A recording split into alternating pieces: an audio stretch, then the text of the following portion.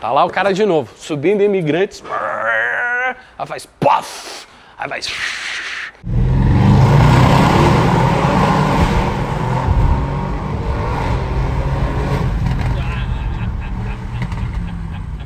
Aí depende do cara, se ele for esperto, ele vai parar e desligar o carro na hora, né? Os não espertos, que é a maioria do público, inclusive, tenta chegar no posto. Cavalheiros, vamos voltar para um daqueles vídeos técnicos de desgraça que vocês adoram aqui neste canal, que agora é meu e não é mais da oficina, mas eu tô na oficina, olha só que coisa, né?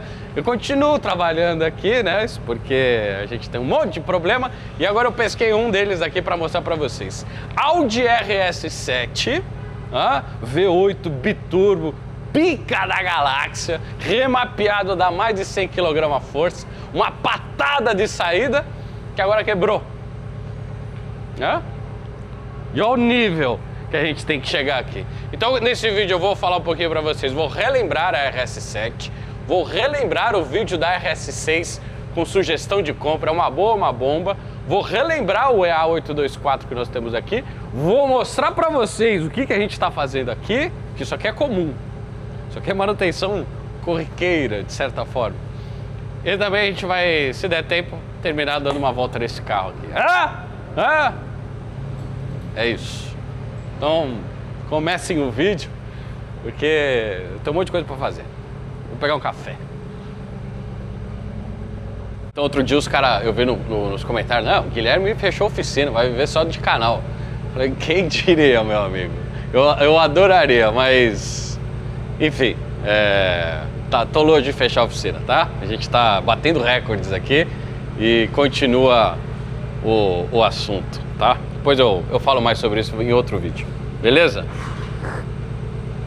Beleza, vamos começar com a história desse carro aqui. RS7, recém-comprada. Isso aqui é uma história muito comum agora.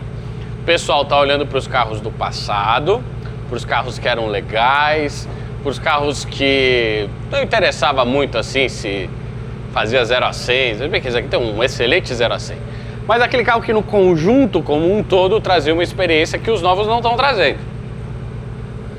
E aí a gente está numa faixa de preço aqui razoável, certo? A gente está aqui em o quê? 250 mil?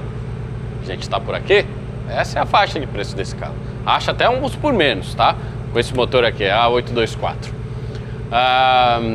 E RS7, que geralmente são os mais baratos, porque são menos líquidos, que tem relação com o problema desse carro, mas líquido no sentido de ativo, né? Tem pouca liquidez, vende menos e, portanto, o preço cai na lei de oferta e demanda, se você estudou economia, né? Talvez você tenha feito economia lá na Unicamp, junto com a Dilma, né? Talvez você não entenda o que eu esteja falando. Mas continuando o assunto, que o canal é de mecânica. Nós temos aqui um caso clássico de um carro que foi recém-comprado, numa boa negociação. E o que é uma boa negociação? Ela envolve a gente saber a natureza do bem. E isso vale tanto para o comprador quanto para o vendedor. Estamos falando aqui, cavalheiros, de carros de mais de 10 anos. Ok? Qual que é a natureza de um carro de mais de 10 anos nesse porte, nesse conjunto? Problemas relacionados a peças antigas. Mas, Guilherme, o carro tem só 10 mil quilômetros. Não interessa, vai ressecar. E como é que a gente começa abordando isso daqui, né? Eu já falo tantas vezes aqui no canal. Isso aqui são para cavalheiros que têm coragem, entendeu? Tomates, que nem dizem os portugueses, tem tomates. Se você tem tomates, você entra nessa seara. Como é que a gente começa aqui? Pré-compra. Ou inspeção visual, que é como eu chamo aqui. Chega aí. Vamos ver a pré-compra desse carro. Eu vou mostrar para vocês que em dezembro a gente já tinha previsto esse problema. Chega aí. Então quando vê o emocionadão que compra lá, tá vendo o carro comprar, a coisa mais comum é o cara chegar assim e falar: não, Guilherme, mas olha aqui, ó, fez todas as revisões na concessionária, ou na oficina, ou na Vanguard, né? Tem aqui, ó, o laudo, tá não sei o que. Não, ele tem mais de, sei lá, 40 mil reais gastos na última revisão. Acho que eu não tenho nenhum RS7 que deu 40 mil aqui, mas talvez só aquele do motor e o da transmissão. Mas isso aí são casos separados, né? Manutenção corriqueira 40, e daí? Estou falando de um carro de 10 anos. E das coisas que não foram vistas, porque elas não foram acessadas, porque elas não foram desmontadas, né? Bom, traz o carro aí. Porque é aquela coisa assim, o cara tá apaixonado. Então ele esquece todos os defeitos da namoradinha dele lá, que ele quer né, se relacionar, e fica só, não, porque os olhos são azuis, não, porque o cabelo tá não sei o quê, não é assim? Mas aí a minha função é trazer vocês para a realidade. Calma aí, meu amigo. Como é que tá a quilometragem do carro? Entendeu? Você tem que considerar essas coisas. Como é que a gente começa aqui, ó? Capivara, meus amigos. Vamos tirar a capivara dela. Nós temos aqui a inspeção visual. O que é a inspeção visual? É uma inspeção pré-determinada que eu determinei que todos os carros devem passar aqui como um padrão, certo? Serve tanto para carro que a gente nunca mexeu, como para os carros que estão entrando aqui pela primeira vez para fazer as manutenções de longo prazo. Isso aqui é uma espécie de exame geral de sangue e outras coisas. Então a gente tem aqui, ó, o esguicho do limpador de para-brisa não estava funcionando durante esse teste. Qual que era o problema? Não sei, vamos ter que investigar. Só não está funcionando durante o teste, certo? Iluminação interna tinha alguns problemas, as palhetas precisam trocar, né? Coisas mais bestas. Algumas luzes de avaria. Mas você vai comprar aquele RS7 que está parado na loja com luz de avaria. Mas qual que é a luz de avaria? É uma solenoide do canister? Entende? Trazendo vocês para a realidade um pouquinho do que é o dia a dia. Porque muitas vezes a galera não olha para as coisas que são importantes e podem ser caras, ignoram isso. E para as coisas que, uma luz de injeção, por exemplo, que pode ser uma solenoide, um sensor desconectado, né? Também não compra o carro por causa disso. Então o esperto está aí no meio que consegue lidar com essas informações, né? Aí vamos lá. O laudo de pré-compra desse carro, olha lá, verificação de bateria, a bateria estava aprovada, novinha. Verificação de níveis, mistura de proporção de aditivo com água. Os níveis, teste de estanqueidade do sistema e ele não passou, tá? Já vamos falar disso mais pra frente. Teste de fluido de freio estava novo. Você vê assim, ó, de modos gerais, era um carro com uma boa manutenção. Uma manutenção, olha lá, tiramos as 8 velas. É treta tirar essas velas, viu? Isso não é uma pré-compra que você vai achar em qualquer loja que vai remover todas as velas, certo? Dá uma olhada nessa daqui, ó. A gente estava com um acúmulo um pouquinho ali de óleo no final, certo? Indicação que pode ser um injetor, né? Mas de maneira geral, o carro, olha lá, as pastilhas em dia,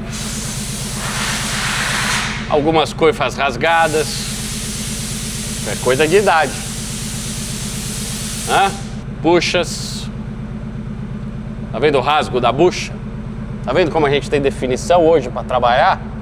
5 anos atrás, isso aqui era impensável, né? Como a tecnologia evoluiu. Os coxins, né?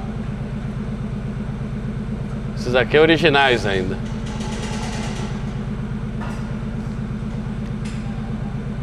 E aí o principal, né, desse carro aqui. Tinha um belo vazamento de água em algum lugar entre o radiador e o motor. E aí, da onde está vazando? Chega aí. Vamos lá, ó. EA824, 4 litros V8, biturbo, injeção direta, desativação de cilindros. Cadê? Aqui. AVS. Motor complexo, sistema de water cooler. Tá aqui, ó. Todo o ar que é pressurizado pelas turbinas passa por dentro dessa caixinha aqui, ó, que é um trocador de calor. O ar pressurizado ele entra aqui por cima e sai pela parte de trás, certo? Ou é ao contrário? Não, é isso aí mesmo. Coletor para cá, tá certinho. Então sai da turbina, pressuriza, entra, né? Refrigera e a água tá entrando e saindo por aqui, ó.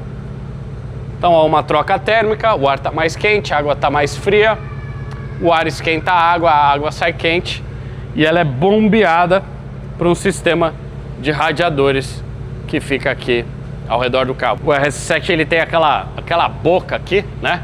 Isso por causa dos radiadores que nós temos aqui do sistema complexo de troca térmica desse ar que está sendo pressurizado para dentro do motor, certo? E, bom, aqui, originalmente, o carro ele vem com o radiador montado nessa posição, certo? A gente não consegue dizer de onde está vazando aqui.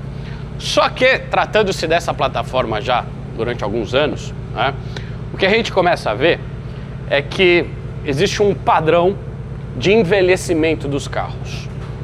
Então, essa plataforma agora chegando já aos seus 10, 15 anos, aí já dependendo do modelo, a gente já começa a entrar numa nova fase que eu considero como a manutenção dos 15 anos, certo? A manutenção dos 15 anos é diferente da manutenção dos carros de 10 anos. Isso aqui é como esses componentes estão envelhecendo aqui no nosso clima, né?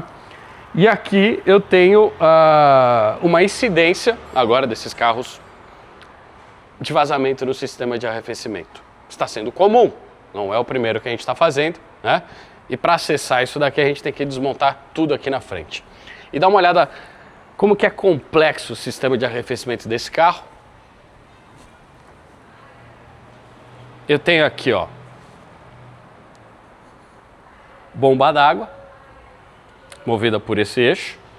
Eu tenho aqui carcaça da termostática, uma delas, porque eu tenho uma segunda. Essa daqui, controlada pneumaticamente. Eu tenho uma ball valve aqui, certo? Eu tenho a solenoide. E como vocês podem perceber, a peça ela está vazando. Eu tenho resquício aqui do líquido de arrefecimento vazando por toda a peça, certo? E se vocês verem, essa peça daqui, ela é feita de plástico. Fucking plástico. Ó, eu tenho vazamento por aqui, certo? Nessa região da carcaça, aqui mais ou menos na posição do eixo, certo? Então, ó, eu tenho uma solenoide que tem uma haste. Deixa eu ver se eu desmonto aqui para vocês. Vai ser descartado mesmo? Pera aí. Então, ó, que interessante, ó. Essa é a válvula. Eu tenho uma válvula ali dentro, percebe? Certo? Uma válvula de bola, uma ball valve. Estou fazendo uma tradução direta aqui, acho que em português deve ser outro nome. Mas uma válvula esférica, pronto, olha que bonito. Uma válvula esférica. Aqui está o eixo dela, aqui está o atuador e ele é pneumático. Ele é controlado por vácuo. Essa solenoide recebe o comando elétrico, ela arma, ela deixa passar o vácuo vai, puxa essa haste e o controle de água, ele é feito, né? Entre as galerias aqui, certo? Tá claro? Beleza. Nós temos um vazamento que está vindo mais ou menos, aparentemente, desse eixo aqui, da ponta desse eixo, que é ligar, olha lá, ele lá dentro. Então a água vazou por aqui, certo? Nós temos um vazamento, só que nós temos um segundo vazamento aqui na região do bocal. Então perceba que a mesma peça feita de plástico, ela tem dois vazamentos. Isso porque a peça é feita de plástico. Vamos ver se dá para sair aqui. Pronto, era isso que eu queria fazer mesmo, quebrar ela, certo? E por que que quebra? Olha lá, esse é um dos canos. Porque o plástico, ele está ressecado. Se vocês darem uma olhada, ó, nessa região que eu quebrei, vocês vão ver uma espécie de porosidade daqui, do plástico. Essa porosidade, ela é o efeito da oxidação do polímero do qual o plástico é composto, certo? Isso daqui é uma mistura de vários componentes químicos que são cozinhados numa fábrica como se fosse cozinhar um panetone, certo? Panetone você tem trigo, você tem uva passa, você tem frutas cristalizadas, você tem manteiga, né? E aí você vai lá e cozinha aquele negócio, né? Você une tudo, você tem uma energia ali dentro, né? Uma entalpia. Será que eu entro nessas às vezes eu entro. Outro dia apareceu um físico nuclear aqui e falou, pô, eu gosto das tuas analogias, tal. Então vamos continuar. Então tudo aquilo lá, ele é cozinhado, aquele panetone, ou esse plástico, ele é cozinhado, certo? E aí você põe ele no carro ou na prateleira. Isso, pela questão do polímero, da organização das moléculas aqui, né? Elas têm uma espécie de vida útil, assim como o panetone vai ficar ressecado, porque o panetone demora, né? Porque tem manteiga pra caralho, né? Você vai comer um panetone de 3 meses e fica maçudo, né? Ele deixa de ser fofinho, né? Ele dá aquela murchada, dá uma colada, né? Fica aquele bolo, enfim. E o mesmo acontece com o plástico, certo? As moléculas ali, a uva passa e o glúten do trigo e a manteiga e tal, com o tempo elas vão sendo atacadas pela atmosfera, né? Principalmente porque nós estamos numa atmosfera altamente reativa, por causa da presença do oxigênio. Então existe uma oxidação, oxigênio, né? Do plástico que resseca com o tempo e vai perdendo as suas características originais. Então o panetone vai dando uma murchada, né? O plástico ele vai ficando ressecado, ele não tem mais aquela elasticidade que ele tinha originalmente. E é esse ressecamento que origina os vazamentos, né? A peça fica quebradiça, a peça muda o seu formato conforme as cargas térmicas aqui do plástico expandindo e retraindo conforme você liga o carro de manhã. Ele está frio, aí ele atinge a temperatura de operação, 100 graus Celsius, o plástico dá uma aquecida e ele fica nesse ciclo térmico, certo? E ele vai durar um tempo, né?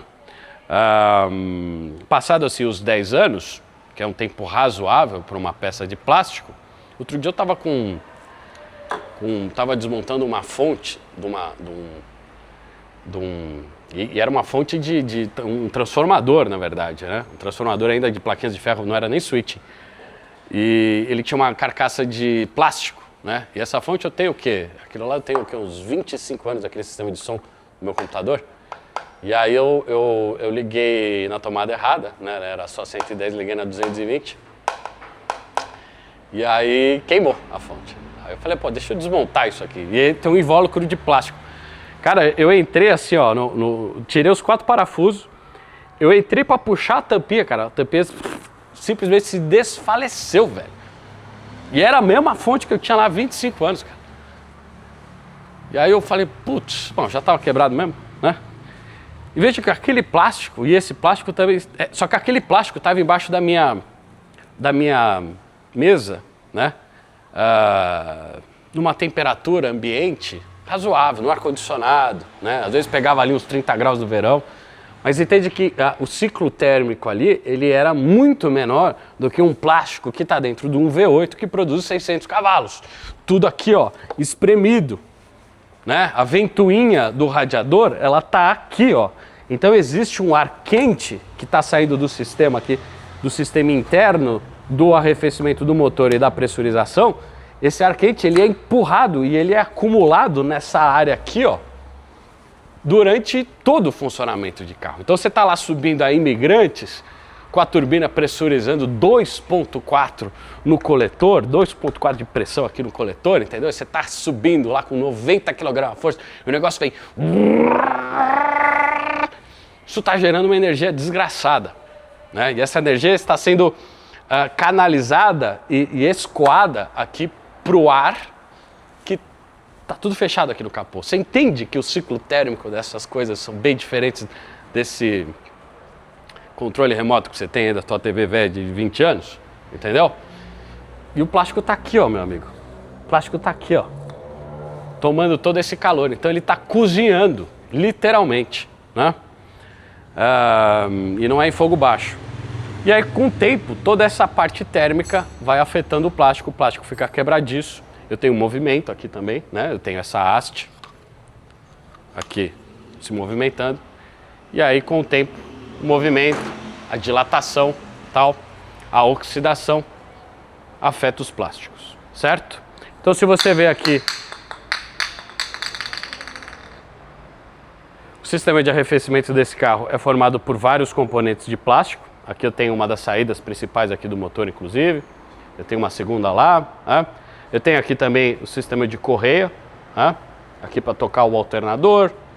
Eu tenho aqui, ó, compressor. Imagina você ter que trocar um compressor de ar com o carro, bateu, aí quebrou o condensador, aí o cara não fez a manutenção direito, ou deixou o negócio meio desconectado, tal, ficou perdendo gás e entrou umidade. Aí quebrou o compressor. Muito comum esse tipo de manutenção para carro que bate. E não é feito o processo que é mais demorado certinho, né? Como é que você vai tirar o compressor de ar-condicionado desse carro?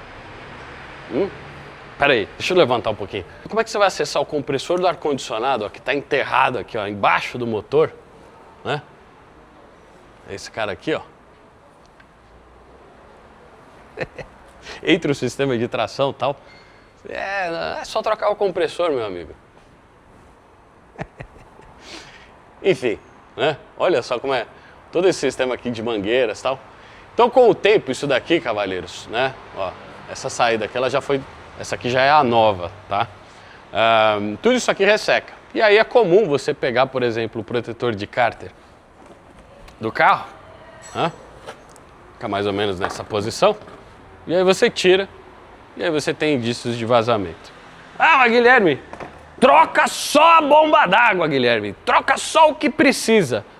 Se eu partir do princípio que isso aqui é um carro de 10 anos, só o que precisa é tudo que é feito de plástico, porque tudo está trabalhando junto. Aí eu ponho a válvula termostática nova, só que eu deixo a bomba d'água antiga. Com a carcaça, com a segunda carcaça da segunda válvula de plástico. Aí sabe o que vai acontecer? Vai tudo pressurizar de novo. Quem que vai quebrar? Esse cara aqui. Se eu não trocar, né? E aí sabe o que vai acontecer? Tá lá o cara de novo, subindo imigrantes. Aí faz puff, aí vai... Aí depende do cara, se ele for esperto, ele vai parar e desligar o carro na hora, né? Os não espertos, que é a maioria do público, inclusive, tenta chegar no posto, né? Com o sistema de arrefecimento já aberto. Enfim, não faça isso, tá? Estourou, fumaça e tal, desliga que dá para salvar o motor. É só um vazamento de água naquele momento. Se você continuar circulando, você vai andar com o motor sem a água circulando aqui dentro do carro para chegar no posto. Então você desliga. Hoje tem guincho, tudo. Pô, eu fiz Leme São Paulo com a bomba d'água quebrada da M5, já vazando, indo completando, e eu cheguei. Não fritei a junta, mas eu sabia o que eu estava fazendo, ou eu achava que eu sabia. Mas deu tudo certo. Mas aqui já não dá mais, velho. Aqui é biturbo, enfim. Para o carro. Né? E aí a minha sugestão aqui para vocês é tem um vazamento numa dos componentes da parte de arrefecimento. Aproveite que dá um trabalho desgraçado para a gente acessar isso daqui e troca os outros componentes. A mão de obra é a mesma, só que você faz ela uma vez só, em vez de fazer 3 vezes repetidas, né? As mesmas 16 horas aqui para botar e tirar todo o conjunto. Ó, esse aqui é o conjunto. Ó o que tem que tirar. Essa é toda a mini frente do carro, né? Tem lá as 2 ventoinhas. Tá vazando água agora. Esqueci. Isso aqui ainda tá cheio. Radiador. Sistema de arrefecimento do water cooler. Condensador aqui na frente. Hã? Tem que tirar tudo isso aqui pra gente acessar. Aí vocês vão falar, nossa, que absurdo, que carro complexo. Cara, não tem nada de demais aqui. O R8, o A8 de segunda geração, por exemplo, o D2, ele tinha que tirar a frente inteira para trocar a correia dentada. Isso era manutenção prevista, não era imprevista que nem essa daqui. E faz parte, né? Que a gente... eu sei que impressiona. Range Rover, meu amigo, tem que descabinar o carro, que também é outra coisa que você faz no mesmo período de tempo, mas é muito mais impressionante. Tipo, o cara perde um pouco a noção.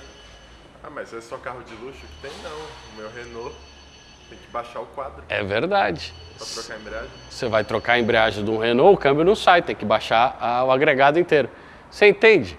É que faz parte, só que para você ser esperto, você aproveita, né, o tempo para fazer coisas preditivas num carro já de 10 a 15 anos, e que são as manutenções das conexões hidráulicas. E são bastante aqui nesse carro. Vem cá. Então, ó, isso aqui é conexão hidráulica, aqui eu tenho conexão hidráulica, aqui eu tenho o eixo lá da bomba d'água, né? Aqui eu sigo para esse cano, vai para esse radiador, aqui eu tenho conexão, aqui eu tenho conexão.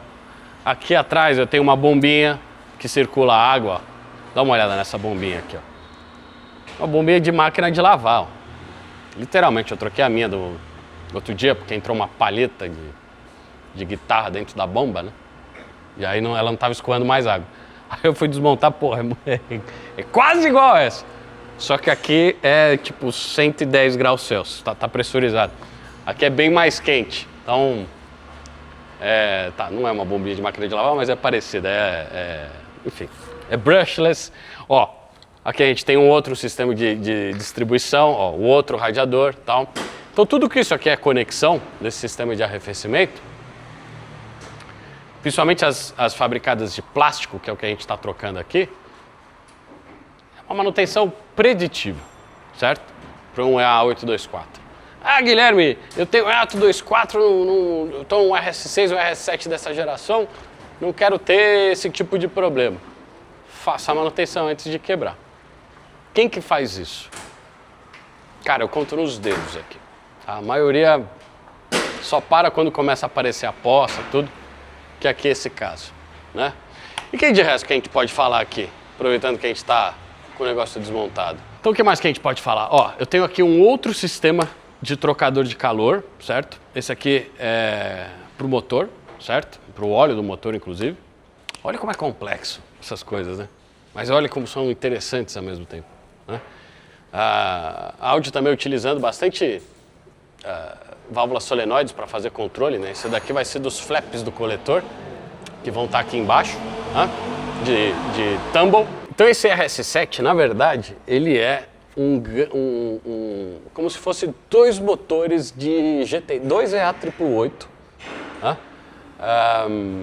Unidos pelo mesmo virabrequim, né? Então eu tenho 4 cilindros aqui, é como se fosse Golf GTI, né? A arquitetura ela é muito parecida, né? Tanto no componente aqui do sistema de injeção, dos injetores, a bomba, as bobinas, a parte de controle na fase aspirada do tumble dentro do cilindro. Nós temos aqui o variador da aleta dentro do coletor, né? Do FSI, né? Isso aqui é tecnologia do FSI, daquele passatão aspirado, lembra? Aquele era o FSI de verdade, né? Aqui a gente não tem injeção estratificada, mas que nem a gente tinha lá. Mas a válvula ainda está aqui, né? Para o carro economizar um pouquinho mais de combustível quando ele estiver na fase aspirada, né? A gente tem sistema de desativação de cilindro, que é um AVS um pouco mais evoluído. Lá no GTI não dá para desativar cilindro, né? Você vai andar o quê? Um 2 cilindros? Não dá, né? Mas aqui como você tem 8, você pode pegar 2 cilindros de cada lado e transformar esse carro num 4 cilindros. Isso é feito pelo sistema AVS aqui da Audi, né? O atuador é o mesmo, assim, visualmente falando, a posição, o mesmo lá do GTI, né? E cara, assim, o GTI não vaza bomba d'água? Aí, ó. Também vaza aqui, você entendeu? Só que o GTI, ele é arrefecido pelo ar, né? Ele não é arrefecido por água. Então esse sistema, ele é bom para um carro original e ele é razoável para um carro original remapeado, certo? Pressão de trabalho aqui é super baixa no original. A gente está ali por volta de 0,7 a 0,8. Eu falei isso bastante naquele outro vídeo que eu vou deixar aqui para vocês clicarem, certo? Do Audi RS6, onde eu dou uma introdução mais técnica às características aqui desse motor, né, do EA824. Inclusive lá eu falo das duas versões de remap, porque existe essa opção aqui, um remap mais para uso do dia a dia e um remap que vai explorar 100% das turbinas. E aí que está a questão, quando a gente explora esse 100% das turbinas, o carro numa ou duas puxadas do dinamômetro ele fica ok.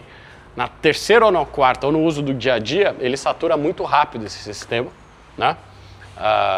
Porque ele já é pequeno, e aí o carro perde rendimento. E o leigo, geralmente, ele não percebe isso, né? Ele fala daquela potência que o carro deu no dinamômetro original, Mas ele não sabe que na prática ele já está rodando a muito menos, porque o sistema já está capando, por causa que o IAT é alto, né? A temperatura de admissão ela é mais alta, né? Olha eu divagando aqui de novo para vocês. Isso aqui é, enfim, né? Ah, como é que troca essa correia, Guilherme? Dá para trocar por baixo? Cara, até dá, mas não recomendo. Acho que é isso. É isso, ô Luiz? Tem que falar mais alguma coisa aqui? Resumo da ópera. Não fica com dó de arrancar a frente do carro para fazer serviço. Não tem que ter dó. Isso aqui é previsto para o sistema de manutenção desse carro. E gera uma preocupação. Ai meu Deus, vai ter que desmontar todo o carro. Tá. Vai. Foi feito para isso. Você vê que o módulo sai inteiro. É. A água fica até lá dentro. Não precisa nem tirar tudo, né? Isso faz parte do plano de manutenção desse carro. Podia ser diferente? Podia ser diferente. Olha, ó, outro cano, ó, outro tubo, esse aqui no caso de borracha, né? Que acaba ressecando e ele rasga quando a gente tira. Isso que é comum, né? Para a idade do carro. Acho que era isso que eu queria mostrar para vocês, né? Um pouco da complexidade, um pouco da natureza dos problemas que a gente vai enfrentar. Se você vai comprar um carro desse, você pode enfrentar. Ah, outra coisa que esse carro deu, esqueci de falar. Isso aqui é o sistema de PCV do carro, né? Nós temos aqui uma peça que vai controlar os vapores de óleo que se acumulam dentro de um motor a combustão durante o seu funcionamento. Todo motor a combustão vai passar por isso, e aí você tem que ter uma peça para controlar esse vapor, acumular ele, reservar ele e jogar ele aos pouquinhos para ser queimado junto ali na admissão. Teu carro faz isso hoje, se ele tiver um motor a combustão da década de 70, 80 para cima, vai. Vou pegar aí mais mercados. E aí eu tenho essa peça aqui da Audi, ó, Mali, feita na Romênia, made in România.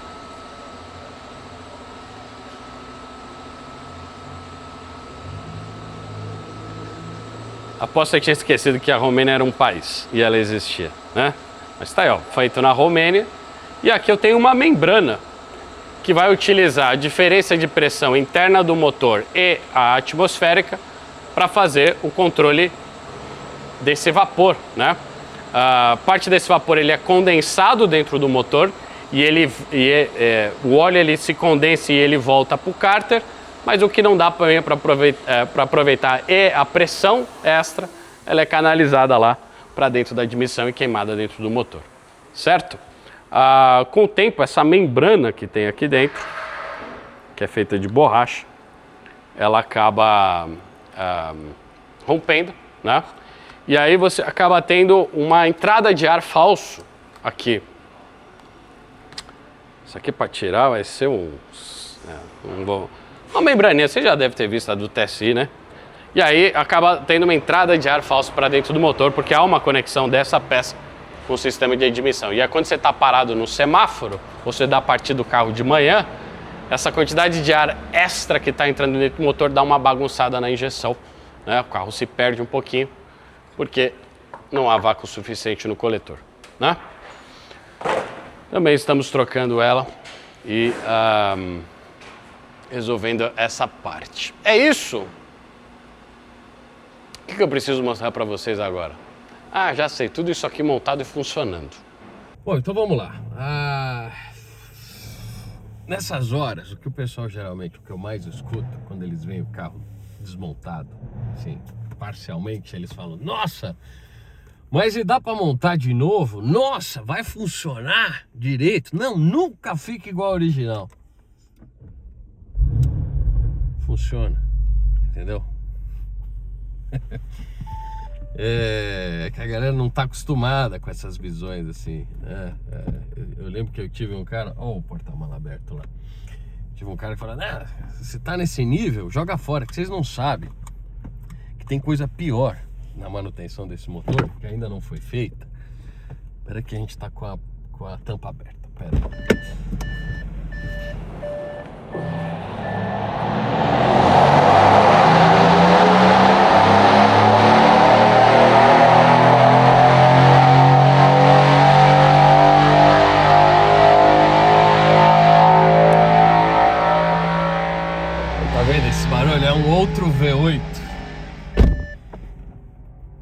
Só que esse é MG, né? Bem, um 4 litros, biturbo. A gente tá fazendo uns testes de mapa. É o meu. Aquele motor de 100 mil quilômetros que eu tenho. E... onde que eu quero chegar com isso? Nossa, que absurdo. Não, joga fora, né? Joga fora, foi o que o último cliente falou. Que eu lembro assim, eu falei, por que jogar fora, mano? Como é que você vai jogar fora um V8 biturbo? Um legítimo RS, meu amigo? Você tá louco? Não vai ficar bom. Não. Faz parte da vida desses carros, aí com seus 10, 15 anos de idade, certo? E qual que é o ponto aqui? Pô, vale a pena fazer isso? Vale a pena comprar um V8 biturbo? Cara, pra pensar. Acho que a última notícia que eu tive do RS6, que é o irmão desse cara, só que com uma bunda maior, é que ele ia ser 100% elétrico. Agora eu não sei se os caras mudaram de ideia, tudo, mas entenda que isso daqui tá virando uma espécie de obra de arte. No passado, no século passado, parte dos excedentes de capital, né? Falando do século passado. Mas se você retornar, você pode pensar nos mecenas. Os mecenas, eles investiam em artistas que faziam arte. Tipo, Michelangelo foi patrocinado por um mecenas para ele utilizar da sua habilidade manual, né? Em transformar um bloco de pedra em Davi, por exemplo, né? E aí depois a gente passa para o século passado, esse fluxo de capital, né, de excedentes, foi canalizado para obras de arte, né? E, pô, assim, o cara gasta algumas centenas de milhares de dólares para botar uma estátua no jardim dele, que não faz nada, é uma estátua. Entende? Esse carro aqui, ele tem uma espécie de alma, sabe? Ele funciona, ele é útil, né? Você pode ir comprar pão com ele. Falei uma frase. Você pode acelerar. Ele te traz emoções que talvez uma estátua de pedra, com todo respeito, a arte, a técnica envolvida em você transformar um bloco de mármore numa cópia fidedigna de um ser humano, exige, né? Mas aqui também exige uma certa arte. E é sobre isso que nós estamos fazendo, porque no final é tudo sobre coisas. Você para pensar, um bloco de mármore é uma coisa que vai ser moldada. Um RS7, ele é um ícone de uma indústria do passado, porque não vai ter mais RS6, entende? Então, de certa forma, salva as proporções, e eu não estou me comparando com Michelangelo aqui, mas salva as proporções, estamos fazendo arte quando a gente conserta esses carros. E aí você vem e fala assim, e manter esses carros funcionando, porque a estátua, ela tem que ser limpa, ela vai estar, assim como a mangueira, ela vai estar exposta à atmosfera, a agentes oxidantes, a variações térmicas, a chuva ácida. Então cabe ao dono do museu, agora eu sou dono do museu, cabe ao, desculpa, eu tô filosofando aqui com vocês, tô tentando buscar um sentido, e por que os caras gostam disso aqui, você entende? Por que a gente gosta disso aqui?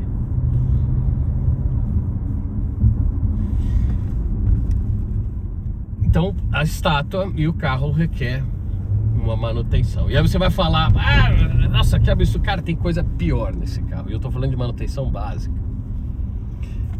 Isso aqui, ó, são os injetores do carro. Lembra quando a gente puxou no laudo lá, tinha uma vela que tava preta? Muito provavelmente um desses caras aqui não está fechando 100% quando ele deveria estar fechado. Quando não vem sinal do módulo para abrir, quando não vem sinal, tem que estar fechado. E ele não fica fechado 100%. Deve estar vazando um pouquinho, que a gente chama de falta de estanqueidade do injetor. Vocês viram no vídeo que eu mostrei para vocês, esse carro aqui, ele funciona, ele está dentro de uma arquitetura do EA888, né? Ele é irmão, né? Ele bebeu da mesma fonte. E o EA888 utiliza os flaps do coletor, que eu mostrei para vocês, o atuador, e ele trabalha com o injetor, né? A gente tem um pistão aqui, o injetor em ângulo. Ele não está 90 graus, 12 horas, ele está 3 horas, 2 horas, certo?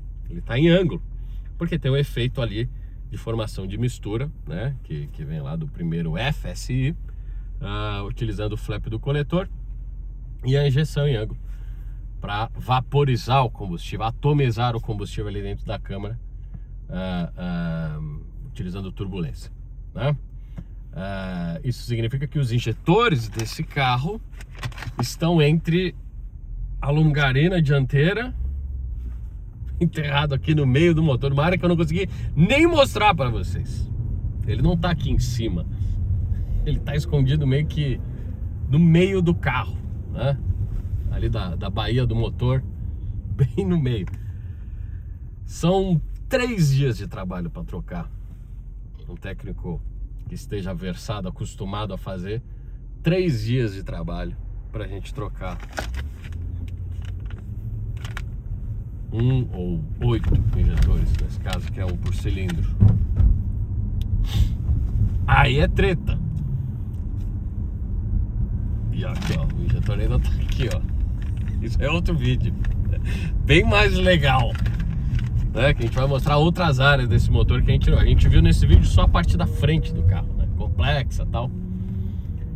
Mas é isso. Qual que é o sentido disso?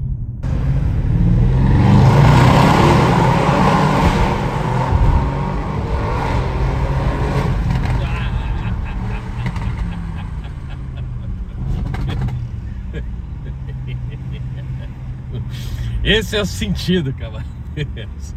Eu acho que esse nível de reação fisiológica que esse pedaço de mármore ou de alumínio, ferro e plástico, muito plástico, consegue despertar.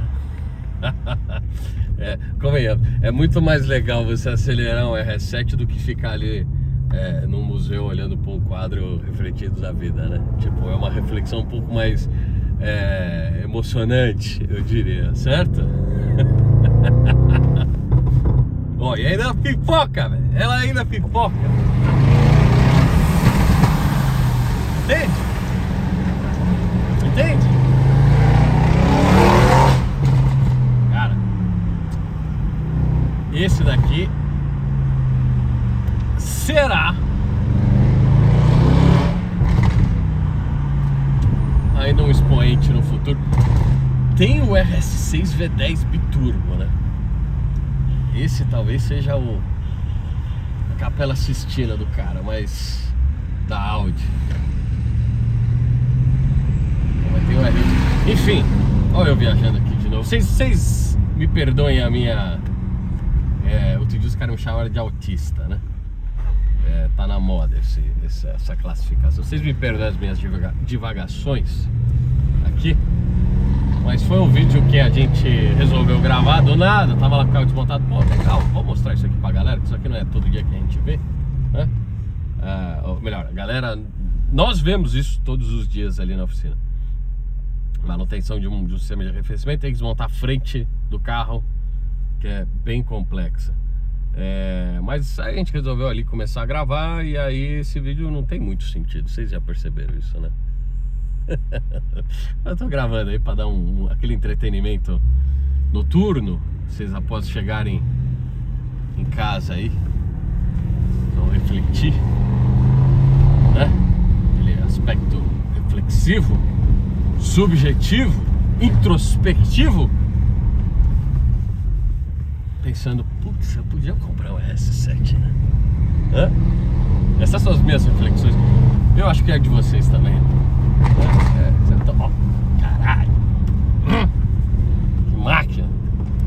E é isso, cavaleiros. Então, privilégio poder contribuir. Vamos botar tudo aqui, ó. Vamos botar no Comfort, no Drive. Aí agora o carro é macio, entendeu? Dá pra comprar pão. Um carro pra comprar pão. É que você tem um R7, eu tenho um R7 pra comprar pão. Considere se inscrever nesse canal.